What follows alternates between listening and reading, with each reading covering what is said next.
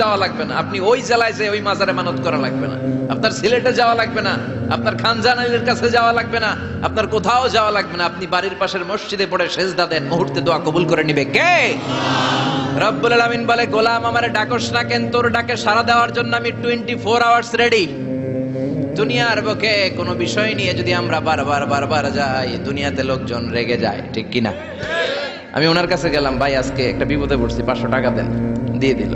এরপরের দিন আবার গেলাম, দিল। পরশু দিল, তরশু গেলে চেঁচা দিয়ে দিব, একটা মাইট দিয়ে দিবে, ঠিক কিনা? কি পাইছো তুমি? প্রতিদিন 500 টাকা। বারবার কোন একটা ইস্যু নিয়ে কারো কাছে যাওয়া যায় না, এটা লজ্জার বিষয়, ঠিক কিনা? কিন্তু আল্লাহর বিষয়টা উল্টো। সুনানে তিরমিজির বর্ণনা, ইন্নাহু মান লাম ইয়াসআলিল্লাহ ইয়াগদাব আলাইহি, কোন বান্দা যদি কোনো বিষয় নিয়ে, কোনো ব্যাপার নিয়ে আল্লাহর কাছে বারবার না যায়, আল্লাহ তার উপর রেগে যায়।